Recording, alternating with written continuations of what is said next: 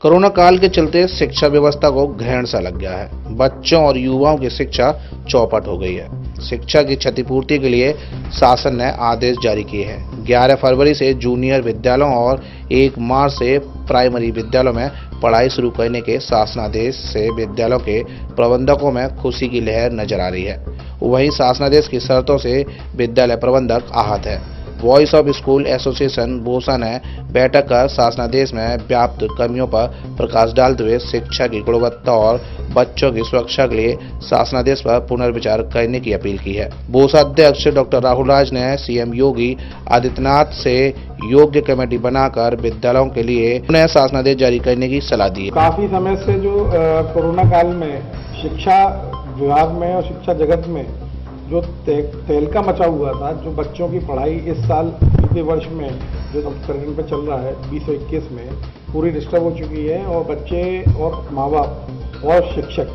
तीनों का जो कोऑर्डिनेशन है वो भी बहुत अच्छा नहीं हो पा रहा है, जिसके चलते पढ़ाई कहीं ना कहीं सफर बच्चों की कर रही है। आदेश आए हैं, शासन आदेश आए हैं, मैंने शासन आदेश सारे पढ़े हैं, लेकिन कुछ बिंदुओं पर पुनः विचार की शासन आदेश की जरूरत है। जिस तरह से उसमें लिखा हुआ है कि 50% बच्चों को क्लास के बुलाया जाएगा। अगर मैं अनुमानित मान के चलता हूँ कि एक क्लास का साइज जो गवर्नमेंट बायलॉज के अनुसार है 20 से 25 का होता है और उसमें 40 से 45 बच्चे बैठने की अनुमति होती है। आधे बच्चों में 23-24 बच्चे हो गए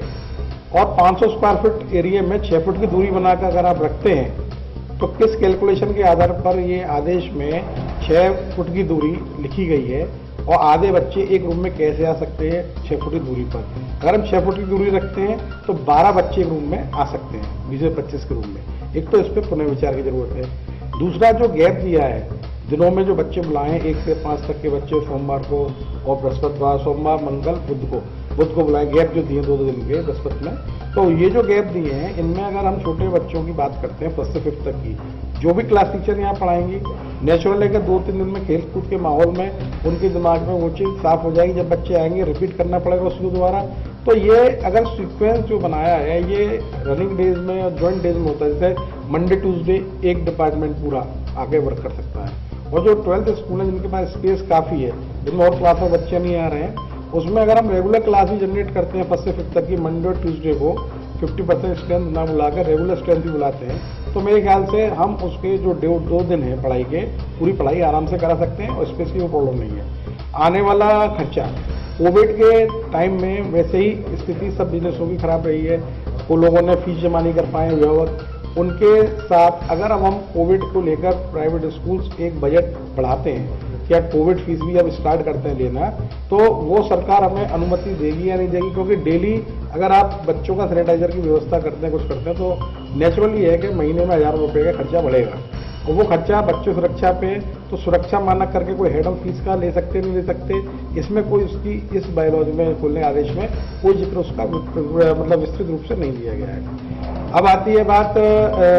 सोशल डिस्टेंसिंग की, तो सब बच्चों को अवेयरनेस है, लेकिन जो बच्चे यहाँ पढ़ेंगे यहाँ सब चीज़ें मेंटेन कर रहे हैं और वो बच्चे शाम के टाइम सड़कों पर परिवार के लोगों के संग रोड पर घूम रहे हैं और वहाँ पर सोशल डिस्टेंसिंग फॉलो नहीं कर रहे हैं, उसके बीच में संक्रमित होता है। एक फॉर्मेलिटी के लिए हमने फॉर्म रखा है जिसमें स्कूल की जिम्मेदारी के बारे में लिखा है, लेकिन ये सबको पता है कि अगर स्कूल में बच्चा 2 दिन भी आ गया, अगर उसके संग कोई घटना होती है कोविड को लेकर, तो वो सबका सारा दोष स्कूल की जिम्मेदारी पर ही देगा। अब आती है ऑनलाइन क्लास की बारी। अभी तक पूरा स्कूल ऑनलाइन चलता आया है। अगर क्लास में 40 की स्ट्रेंथ है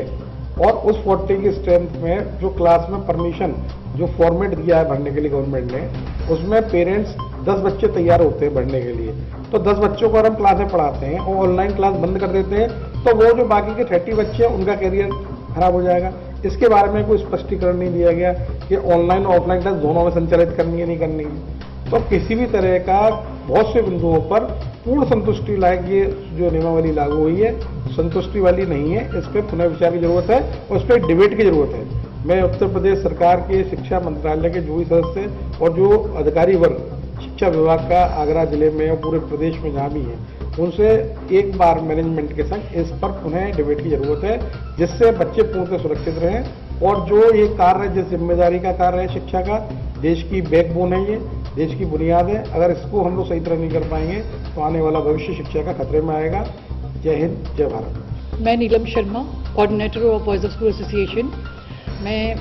सारे बच्चों को तहे दिल से वेलकम करती हूँ कि हमारा स्कूल खुलने वाला है। चलिए बहुत खुशी की बात है,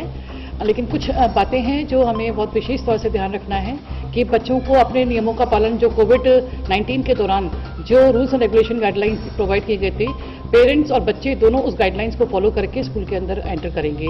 साथ ही साथ हम लोग बच्चों का स्वागत बहुत खुशी और उल्लास के साथ करेंगे और हम अपने बच्चों को जो है मास्क प्रोवाइड करवाएंगे और जिससे कि बच्चे वो मास्क पहन करके स्कूल के अंदर आएंगे। और साथ ही साथ काउंसलिंग सेक्शन हम जरूर करेंगे स्कूल में। बच्चों के आने से पहले बच्चों की और पेरेंट्स की भी काउंसलिंग सेक्शन लगाई जाएगी, उनसे पूरी जानकारी ली जाएगी, उनको जानकारी भी दी जाएगी कि बच्चों को कैसे आना है, कैसे जाना है। साथ ही साथ कंसेंट फॉर्म में उनसे साइन भी करवाएंगे हम अपने सामने बिठा के, उसके बाद ही हम अपना जो है बच्चों को क्लासरूम में एंटर करवाएंगे। और एक बात और भी है कि हर स्कूल में हमारे वोसा के टीम के जितने भी स्कूल्स हैं, सब ने अपने अपने स्कूल में फर्स्ट एड रूम ओपन कर रहे हैं और साथ में मोबाइल एम्बुलेंस का भी प्रोवाइड करवाएंगे। मान लो किसी कारणवश अगर किसी बच्चे की थोड़ी बहुत कुछ भी दिक्कतें आती है या किसी की भी आती है तो तुरंत जो है उसको उपचार प्रॉपर तरीके से टाइम से दिया जाए। मैं राजेश पंडित, वोसा का जिला अध्यक्ष। आज हम लोगों की प्रेस वार्ता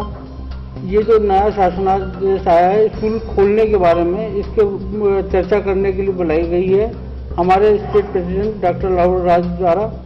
ये इस आदेश का मैं स्वागत करता हूँ। बहुत दिनों से हम लोग कंफ्यूजन में थे कि स्कूल कब खुलेंगे, कैसे बच्चे आएंगे, क्या होगा। इसमें बिल्कुल क्लियर कट गाइडलाइन गवर्नमेंट ने दे दी है और जो बच्चे अभी तक अपने घरों पर बैठे थे और पढ़ाई से उनका एक तरह से उनकी रुचि बिल्कुल हट गई थी, अब इसके द्वारा उनको फिर से पढ़ने का मौका मिलेगा। स्कूल आकर जो चीज़ें वो भूल गए थे वो सीखने की कोशिश करेंगे और मैं इस शासनादेश का स्वागत करता हूँ। नमस्कार, मैं डॉक्टर प्राची राज, मेंबर वोसा मेंबर। मैं जो गवर्नमेंट के जो ऑर्डर्स आए हैं, सबसे पहले तो मैं उन ऑर्डर्स को वेलकम करती हूँ क्योंकि बहुत समय के बाद इन ऑर्डर्स के थ्रू जो रेगुलरिटी अब स्कूल में है वो बन के आएगी। अब तक जो ऑनलाइन क्लासेस चल रही थी उसमें रेगुलरिटी नहीं बन पाई थी। कोई बच्चा जब समय आता तब ज्वाइन करता, नहीं बैठता, और जो पूरे साल जो बच्चों की एक स्पीड थी, एक सिटिंग पावर थी, वो सब लैक हो रही थी। बैठ के रिटन जो होमवर्क दिया जाता था, जो बच्चे सारा कॉपी वर्क करते थे, वो सब कुछ पीछे हो गया था। तो अब इससे कम से कम एक रेगुलरिटी बनेगी बच्चे की, क्योंकि अब जो बोर्ड वाले बच्चे जो अब बैठने वाले हैं तो उन लोगों की इस साल ये बहुत कमी हुई है क्योंकि उन लोगों का रिटन पावर बिल्कुल चला गया। जो स्पीड थी 3 घंटे के वो पेपर जो देना हुआ था, वो सब इस बार बहुत वो लोग इस चीज़ को मिस कर रहा है। साथ ही वोसा की टीम ने एक सर्वेइंग के लिए एक टीम भी बनाई है ताकि हम स्कूलों को सर्वे करके मालूम करेंगे क्या इसमें बेट्स हैं। इस जो ऑर्डर्स आए हैं ये हम लोग वोसा के मेंबर्स के व्यू से पूरे सेटिस्फाइड नहीं है हम लोग, क्योंकि अभी हमें तो लग रहा है कि हम बिल्कुल ऑनलाइन क्लासेस को पूरा बंद नहीं कर सकते, जो कि हम शिफ्ट में भी कर सकते हैं, सब कुछ कर सकते हैं, लेकिन हम दोनों चीज़ों को साइमल्टेनियसली लेकर चल सकते हैं ताकि हम कोई चीज़ स्टार्ट कर रहे हैं तो जब हम 2 दिन का गैप देंगे तो फिर हम उसको ऑनलाइन क्लासेस में उसको रिविजन कर सकते हैं, क्योंकि 2 दिन में बच्चा भूल सकता है। जो बच्चों ने नहीं किया तो या जिन पेरेंट्स के कंसर्न लेटर्स नहीं आए हैं तो उनका लिए क्या होगा, उन लोगों के लिए हमें ऑनलाइन क्लासेस भी रखनी ही पड़ेगी। तो हमारे विचार में कुछ पॉइंट्स ऐसे हैं जिनको हमें रिकंसीडर करना पड़ेगा और मेंबर्स के साथ बात करके देखते हैं कि क्या इसमें बदलाव ला सकते हैं। मेरा नाम अनामिका पंडित है, मैं स्मॉल वंडर्स पब्लिक स्कूल की प्रधानाचार्य हूँ और वोसा की मेंबर हूँ। और ये स्कूल खुलने का जो निर्णय लिया गया है ये बहुत ही अच्छा है और बच्चों के हित में रहेगा। इसमें हमें बच्चों को कोविड के रूल्स को फॉलो करते हुए बस ही करना पड़ेगा और जब वो टीचर्स के इंटरेक्शन में आएंगे तो वो चीज़ों को अच्छी तरह से समझ सकेंगे। वोसा का मैं पदाधिकारी हूँ। मेरा यही है कि जो गवर्नमेंट ने गाइडलाइंस निकाली हैं उसमें ट्रांसपोर्टेशन के लिए ये है कि ट्रांसपोर्टेशन जब तक इतनी गाइडलाइंस वो हैं कि बच्चा बैठ के बस में इतनी कैपेसिटी नहीं है कि एक बच्चा एक सीट पे बैठ करके आ सके, क्योंकि अगर एक बच्चा एक सीट पे बैठ के आ सकता है तो वो इतनी महंगी पड़ेगी ट्रांसपोर्ट कि वो अफोर्ड कोई भी स्कूल अफोर्ड नहीं कर पाएगा। और पहले बच्चे उसमें जैसे 40 सीट की बस है तो 40-45 बच्चे ही उसमें बैठ के आते थे, लेकिन अब गाइडलाइंस के हिसाब से उसमें 50% बच्चे बैठ के आने, तो मतलब 20 बच्चे या 22 बच्चे बस में, तभी भी उनका 6 फीट का वो नहीं हो पा रहा। तो ये कुछ उसमें कुछ सुधार करना चाहिए सरकार को कि मतलब ट्रांसपोर्टेशन को थोड़ा सा वो करना चाहिए कि जिससे कि बच्चे आ सके, क्योंकि पेरेंट्स, आज भी पेरेंट्स हमारे पास आए थे कि साहब हम बच्चे को कैसे भेजें, हम भेजना चाह रहे हैं बच्चों को, लेकिन भेजें कैसे, क्योंकि ट्रांसपोर्टेशन स्कूल वाले अगर प्रोवाइड करा रहे हैं और उसमें हम जो सिक्योरिटी मतलब सुरक्षा नहीं मिल रही है तो कैसे वो पेरेंट्स इतना एफोर्ड करने के लिए वो नहीं है। पेरेंट्स चाहता है कि जो पहले दे रहा था उससे भी कम, क्योंकि वो कहता है कि भाई हम इस जो लॉकडाउन में परेशान है, कैसे बस का अफोर्ड करें। तो हम तो नए सिरे से चाह रहे हैं कि नए सिरे से इस तरह की कोई गाइडलाइन है कि पेरेंट्स का भी भला हो जाए और स्कूल को भी थोड़ा सा वो मतलब रिलैक्स मिल जाए, जिससे कि हम लोग स्कूल वाले बसों को सही तरह से संचालित कर सकें। योगेश वर्मा, मैं जो कोविड-19 के बाद जो अब स्कूल खुलने का जो शासन आदेश और सरकार ने आदेश जो किया है वो तो बहुत ही अच्छा है कि स्कूल खुलेगा, अच्छी चीज़ है, पर उसमें जो है शासन ने जो जियो जारी किया है उसमें कुछ त्रुटियां हैं, उसको थोड़ा सुधार में लाने की कि स्कूल खुलेगा उसमें शिफ्टों के आधार से और ऑफलाइन ऑनलाइन क्लासेस जो चलेंगी